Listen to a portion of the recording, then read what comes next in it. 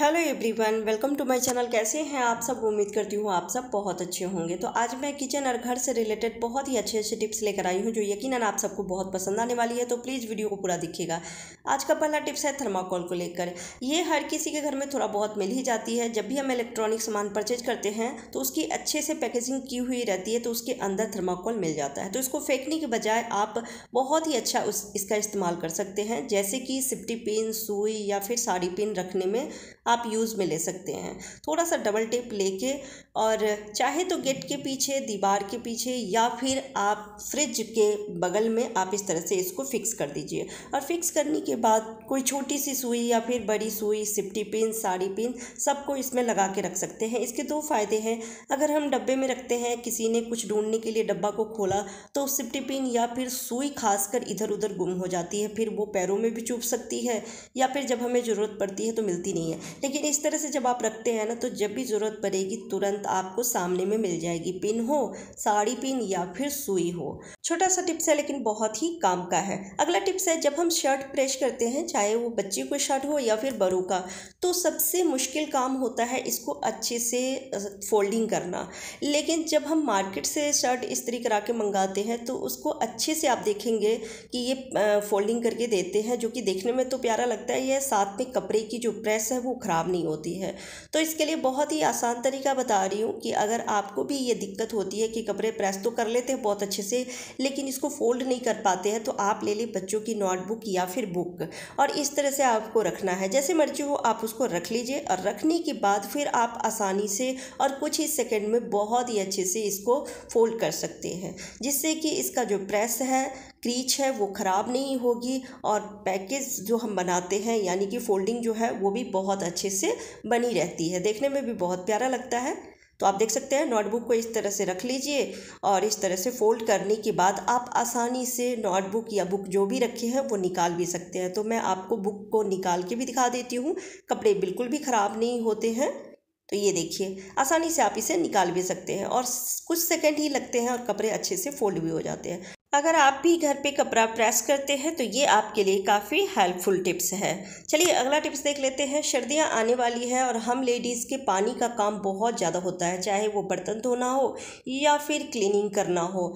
तो आज मैं बहुत ही बढ़िया तरीका बता रही हूँ जिससे कि सर्दियों के मौसम में या फिर अभी भी आपके लिए काफ़ी हेल्पफुल होने वाली है ये टिप्स। तो आप ले लें कोई भी पॉलीथीन, चाहे सब्जी वाली पॉलीथीन हो या फिर कोई भी पन्नी हो, वो आप हाथ में इस तरह से लगा लीजिए और लगाने के बाद ले लेना है एक पुराना सा सॉक्स, चाहे फटा हो या फिर कोई पुराना हो, या फिर कई बार होता है ना कि एक पैर का कहीं गुम हो जाती है, तो वो सॉक्स हाथ में अच्छे से पहन लीजिए। और अब ये आपको हर तरह की क्लीनिंग में काफ़ी हेल्प पहुंचाने वाली है।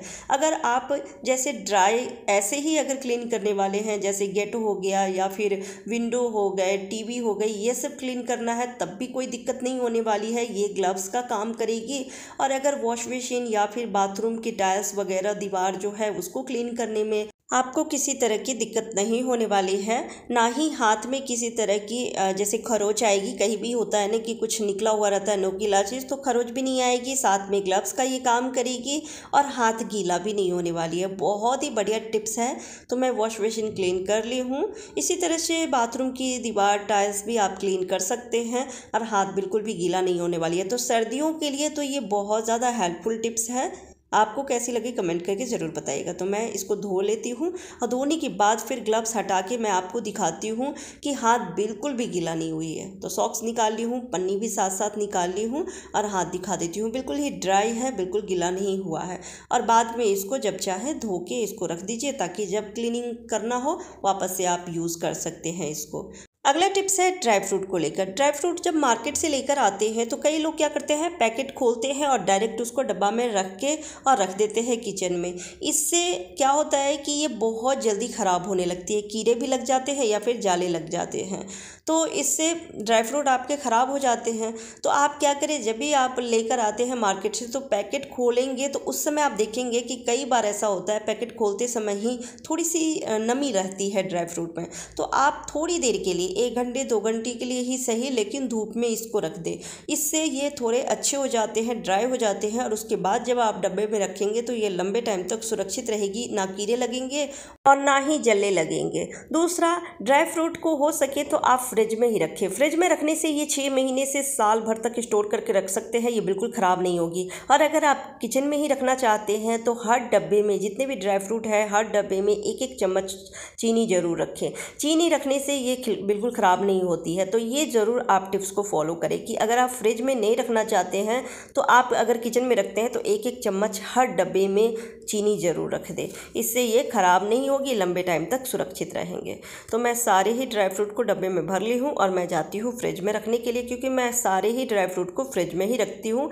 इससे ये साल भर तक सुरक्षित रहती है, ख़राब होने के चांसेस नहीं रहते हैं। तो सारे ही डब्बों को फ्रिज में रख दी हूँ, और पहले से भी मैं कई डब्बों में किशमिश रखी हूँ, तो नीचे टिश्यू पेपर डाल के और फिर चीनी डाल के रखी हूँ, जिस वजह से ये ख़राब नहीं होती है। अगला टिप्स है मिक्सर को लेकर। मिक्सर हो या फिर कोई भी इलेक्ट्रॉनिक सामान हो, उसको क्लीन करना जब ये गंदा हो जाती है तब बहुत ज़्यादा डिफ़िकल्ट रहता है, क्योंकि इलेक्ट्रॉनिक सामान है तो इसको हम पानी से साफ़ नहीं कर सकते हैं।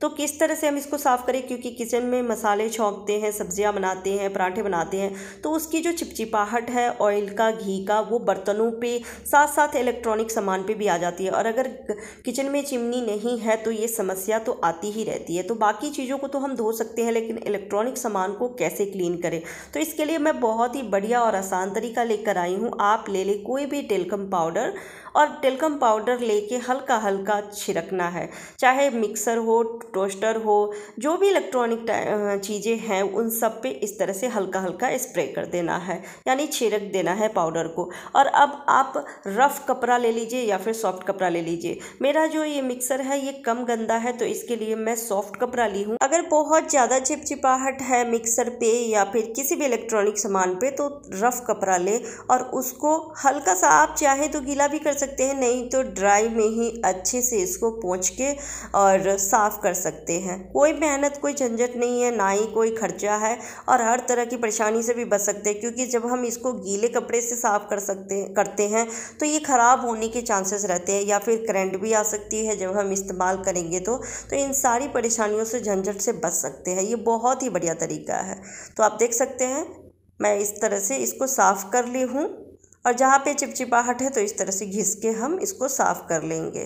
चिमनी ना होने की वजह से किचन में ये समस्या आती ही है। जो भी सामान बाहर रहता है वो सारे ही सामानों पे आप देखेंगे तेल या घी की चिपचिपाहट एक लेयर बैठ जाती है, तो डब्बों पे आती है या फिर बर्तनों पे आती है, तो उसको कुछ टाइम बाद हम क्लीन कर लेते हैं। लेकिन इलेक्ट्रॉनिक सामान को क्लीन करने में बहुत ज़्यादा टेंशन रहती है कि इसको हम कैसे क्लीन करें। तो इस तरह से आप क्लीन कर सकते हैं। और एक बार मैंने इसको चला भी दिया है, जो कि मिक्सर की घिरनी में जो पाउडर फंसा हुआ था वो चलाने की वजह से वो सारे निकल गए, तो साफ़ हो गई है। कितने अच्छे से क्लीन हो गई है। बहुत ही बढ़िया तरीका है, ट्राई करके ज़रूर देखिएगा। उम्मीद करती हूँ आज के सारे टिप्स आपको पसंद आए होंगे। Bye bye, take care.